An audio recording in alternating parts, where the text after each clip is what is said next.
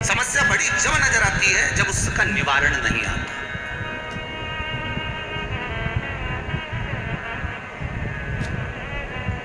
आप उस परमात्मा के नजदीक में जब पहुंच रहे हो, आप उस परमात्मा के करीब में जब जा रहे हो, उस परमात्मा के नजदीक में जब आप प्रवेश कर रहे हो, तो आपके भीतर ये भाव होना चाहिए कि कितनी बड़ी भी समस्या है, अगर परमात्मा खड़ा है तो फिर दुख किस बात का।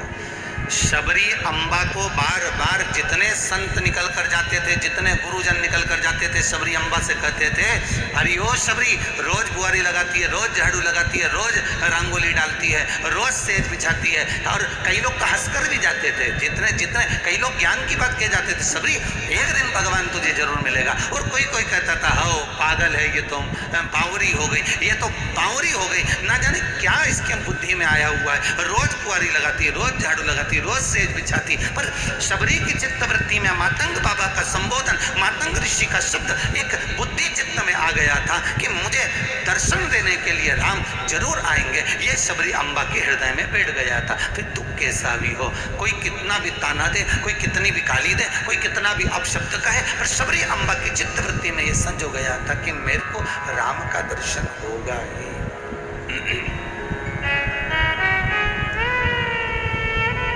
मुझे राम का दर्शन जरूर होगा, मुझे राम जरूर मिलेगा।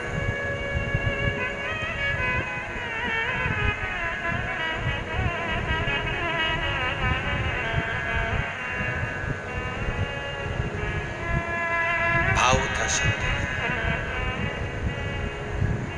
शबरी संवारे रास्ता, आएंगे राम जी, मेरा भी धन्य जीवन बनाएंगे राम जी।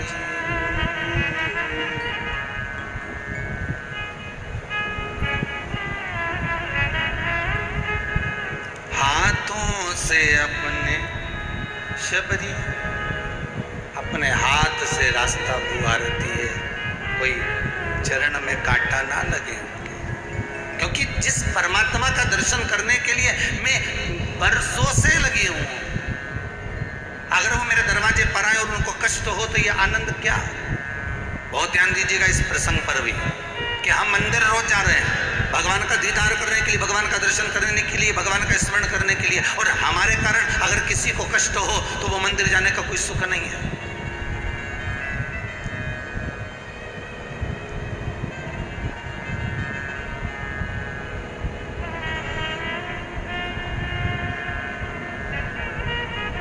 एक व्यक्ति हर 15 दिन में ब्लड दान करता था, हर 15 दिन में खून देकर आता था दान में। कई लोग उसको फोन लगाकर बुलाते थे, साहब वो ब्लड की जरूरत है, दान दे दो। क्या हो, आ रहा हूं, अब भी आ रहा हूं, अब भी आया।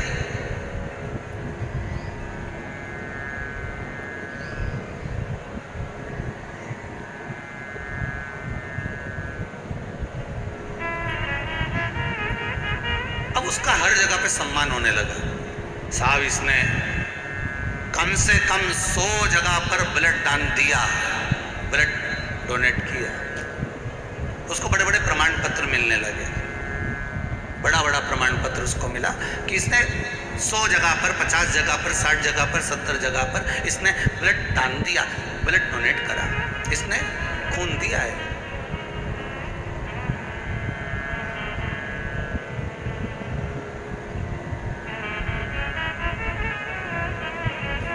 देता तो था, पर परिवार में, कुटुंब में कोई शब्द ऐसा बोल जाता था कि ना जाने कितनों का खून जला भी देता था। कितना सुंदर कहा है महाराज। ये जरूरी नहीं है कि आप किसी को खून दोगे, रक्त दोगे तब उसको प्रसन्नता मिलेगी। शिव महापुराण की कथा तो यहां तक कहती है कि आप अपने मुख से अगर प्रेम की वाणी बोल दोगे और उसके चेहरे पर प्रसन्नता आ गई, उसके चेहरे पर आनंद आ गया, उसके चेहरे पर स्माइल आ गई और उसका आपकी वाणी से उसका हृदय चित्त वृत्ति प्रसन्न चित्त हो गई तो समझ लेना कि आपने ब्लड डोनेट कर दिया, आपने खून दे दिया है उसको, आपने ब्लड दान कर दिया है उसको।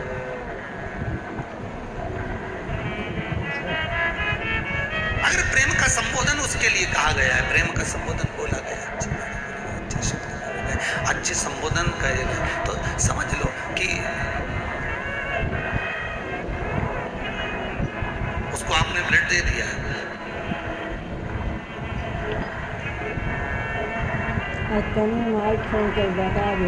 ऋषि नारद का कोई गुरु नहीं है, इसी कारण से इसके भीतर अभिमान समाया हुआ है। अगर गुरु होता तो अभिमान नहीं होता। बहुत सुंदर वाक्य महाराज, अगर गुरु होता तो अभिमान नहीं होता। तो कई लोग ऐसा भी कहते हैं महाराज जी, कई लोगों ने तो गुरु मंत्र ले रखा है, फिर इतना अहंकार क्यों करते हैं? उसका कारण है कि ये केवल गुरु पूर्णिमा भाई गुरु जी के पास जाते हैं, बीच में गुरु जी के पास गए नहीं। फिर वही वाली बात याद कर लीजिए, गुरु धोबी शिष्य कपड़ा साबुन सृजनहार, सत्संग शिला पर धोइए निक से रंगा पार। अर्थात गुरु के पास जाते रहने पर, गुरु के पास में पहुंचते रहने पर गुरु उसको साफ निर्मल कर देता है, गुरु उसको क्लीन कर देता है, साफ कर देता है।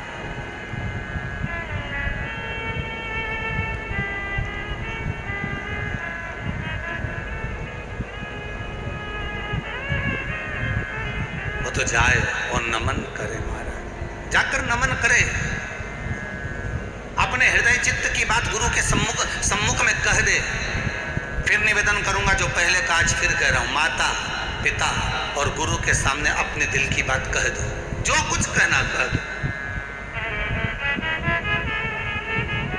मेरे शंभू के पास में, मेरे शंकर के मंदिर में जब जाओ, एकांत में जब शंकर मिल जाए, एकांत में जब शिव का शिवलिंग सम्मुख में तुम्हारे हो, एकांत में बैठकर उसको अपने दिल की बात कह दीजिए, अपने हृदय की बात कह।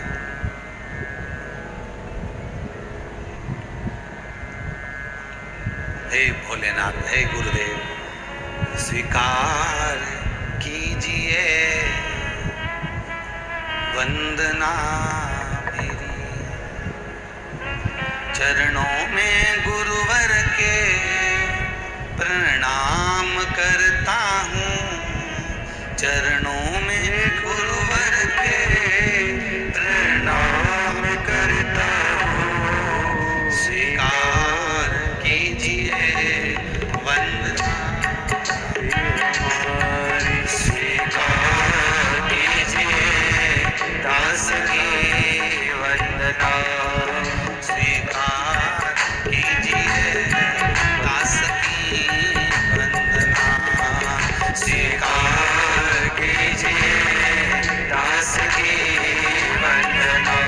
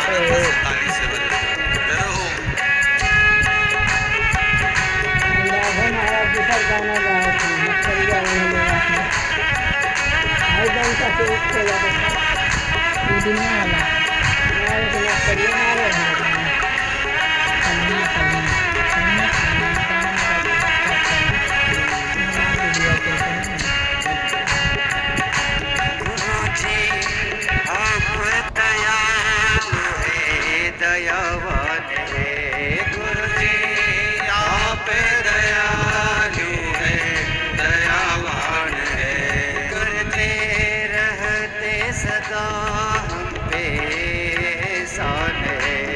गुरुदेव रहते सदा हम पे एहसान है। भूल क्षमा कर देते हैं और अपनी शरण में लेते हैं। भूल क्षमा कर देते हैं और अपनी शरण में लेते हैं। स्वीकार कीजिए दास की वंदना। स्वीकार कीजिए दास की वंदना। चरणों में गुरुवर के प्रणाम करता हूँ। चरणों में गुरुवर के प्रणाम करता हूँ। स्वीकार कीजिए दास की वंदना। स्वीकार कीजिए दास की वंदना। स्वीकार कीजिए दास की वंदना। स्वीकार कीजिए दास की वंदना। जय गुरुदेव।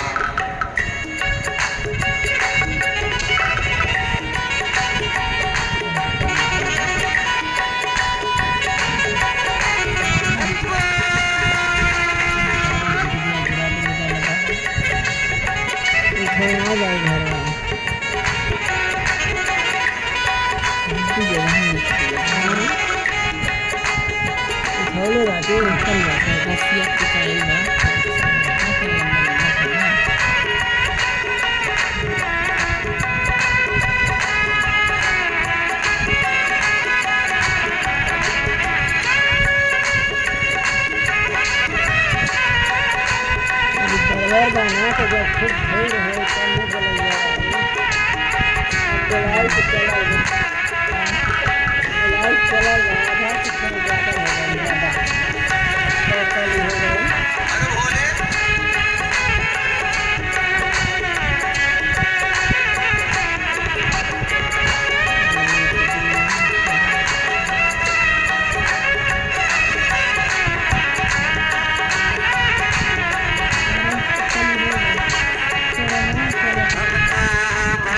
रहे थे अंधकार में। हम तो भटक रहे थे अंधकार में। कोई मंजिल नहीं थी संसार में। कोई मंजिल नहीं थी संसार में। प्रेम का दीपक जला दिया हमें, धर्म का मार्ग दिखा दिया।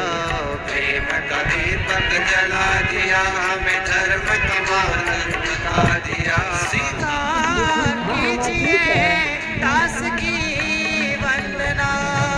स्वीकार कीजिए दास की वंदना। स्वीकार कीजिए दास की वंदना। स्वीकार कीजिए दास की वंदना। चरणों में गुरुवर के प्रणाम करता हूँ। चरणों में गुरुवर के प्रणाम करता हूँ। स्वीकार कीजिए दास की वंदना। स्वीकार कीजिए दास की वंदना। स्वीकार कीजिए दास की वंदना।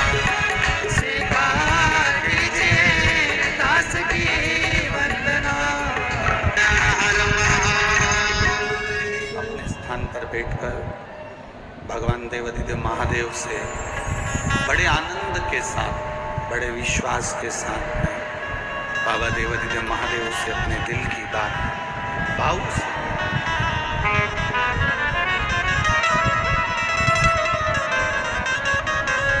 जहां जगह मिले वहां बैठकर बड़े प्रेम से बोलिएगा।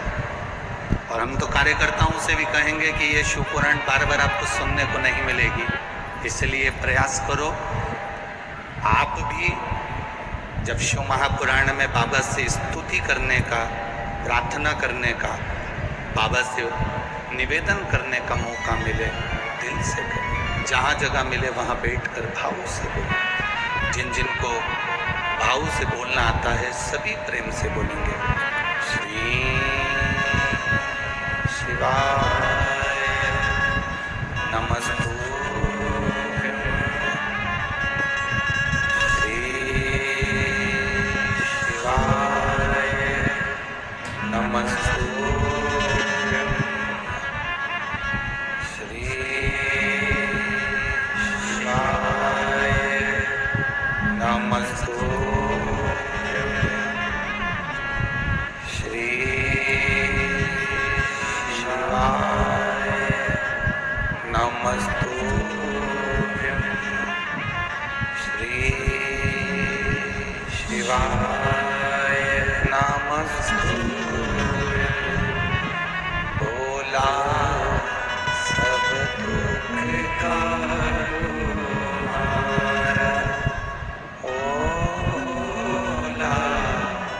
सब दुख काटो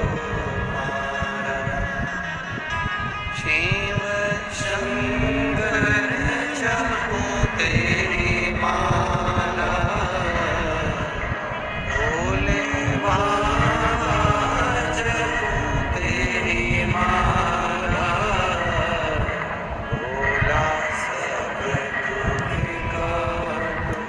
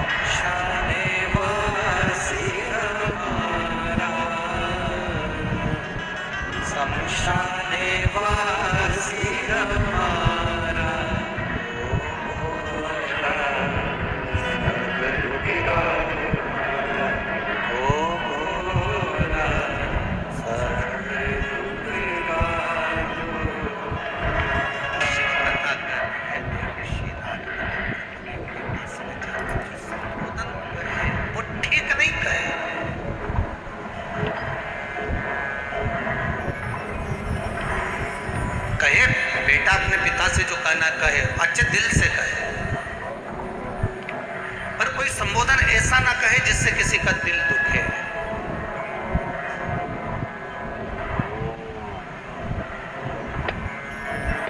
वाणी ऐसी बोलिए जो मन का आपा खोए। पर आज के जमाने में वाणी ऐसी बोलिए जो जम के झगड़ा होए, पर उससे मत बोलिए जो तुमसे तगड़ा होए। भाई आज के जमाने में लोग वाणी भी बोले तो अच्छी बोलो ना, प्रेम की वाणी बोलो, ए जी ओ जी। जब माताओं को कोई काम रहता कितनी सुंदर वाणी बोलती है, ए जी। जैसे बोले ए जी तो तुरंत खसक लो जी, नहीं तो 500 गया आज। फिर वो 500 आने वाला भी नहीं है, जो गया है वो वापिस नहीं आने वाला। प्रेम की वाणी बोलिए।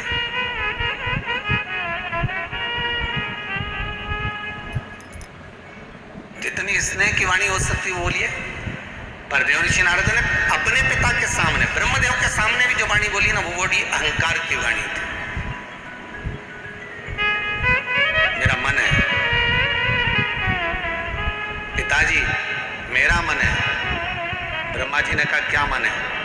मेरा मन है कि जिस कामदेव को शंकर नहीं जीते थे ना, उस कामदेव को मैं थोड़ा सा जीत कर बताना चाहता हूं संसार के लोगों को कि अगर आप चाहें तो क्यों ना जीत सकते।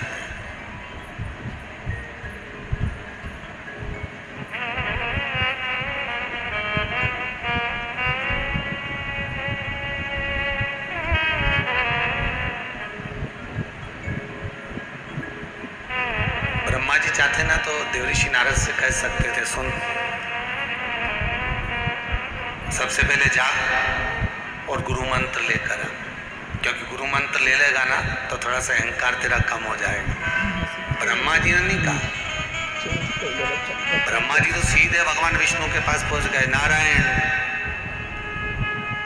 प्रभु, भगवान विष्णु बोले क्या बात है ब्रह्मदेव, कैसे आना हुआ, क्यों आए हो, कैसे आना हुआ है आपका, किस कारण से आए हो। तब प्रभु बात इतनी सी है कि मुझे मेरे पुत्र का अहंकार नीचे गिराना है।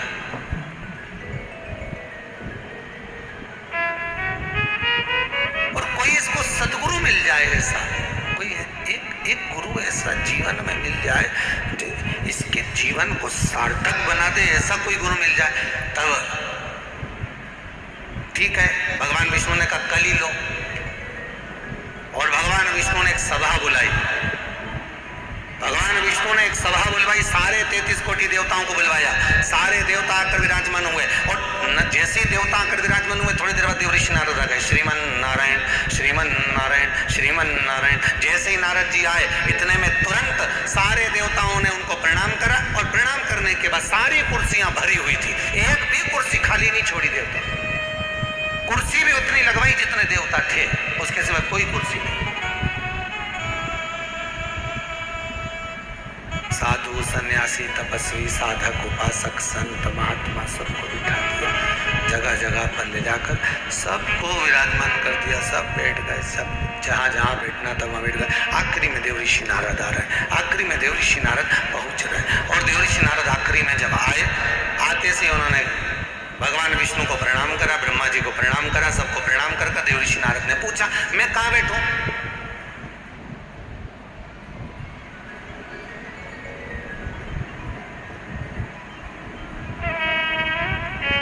आज्ञा करो मैं कहाँ बैठूं।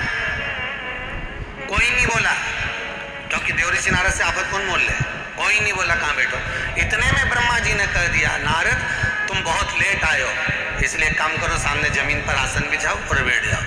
सारे लोग सिंहासन पर, सारे लोग कुर्सियों पर बैठे थे, और देवऋषि नारद को जमीन पर बिठा दिया। एक आसन बिछाकर देवऋषि नारद उस जमीन पर बैठ गए। एक आसन को लगाया, देवऋषि नारद उस जमीन पर विराजमान हो गए। बस आसन लगाया, बैठ गए।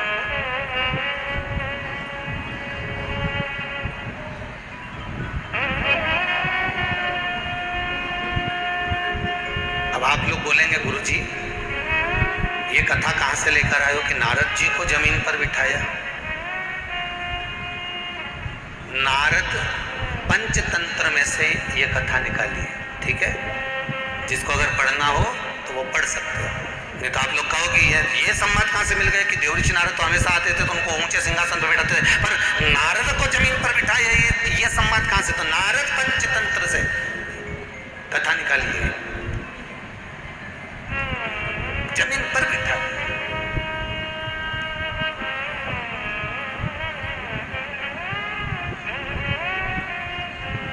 अब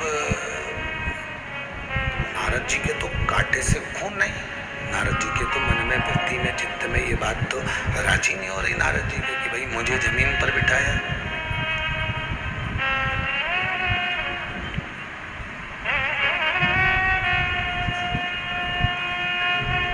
मौन होकर नारद जी महाराज बैठे, सबका आपस में बातचीत चालू है, सब आपस में चर्चा कर रहे हैं, बात कर रहे हैं, चित्त कर रहे हैं, और देवऋषि नारद मौन होकर बैठे, बिल्कुल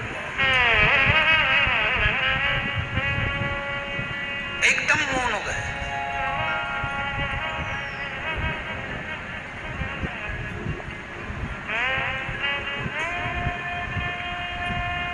दुनिया का सबसे बड़ा आभूषण है मौन रहना।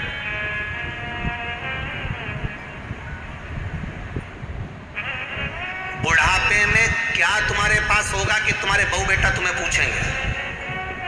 बुढ़ापे में क्या तुम्हारे पास होगा कि तुम्हारे परिवार वाले तुम्हें 2 रोटी दे देंगे। बुढ़ापे में क्या तुम्हारे पास में होगा कि तुम्हारे रिश्तेदार भी तुम्हें पूछ लेंगे। धन नहीं, पैसा नहीं, दौलत और प्रॉपर्टी नहीं। आज के बहू और बेटा, आज के बेटी और दामाद, आज के पोता पोती, आज के रिश्तेदार तुम्हारे धन से मतलब नहीं रखते, क्योंकि उनको मालूम है ये कौन सा तू हमको देके जाएगा, कौन सी संपदा हमें दे जाएगा। और बेटे और बहू को भी मतलब नहीं, वो सोचते हैं कि जिंदगी छोटी सी तो है, कब उनको जाना पड़ जाए, क्या भरोसा। अगर हम सोचे कि जायदाद के चक्कर में इनकी बातें सुनते तो धन मूल नहीं है।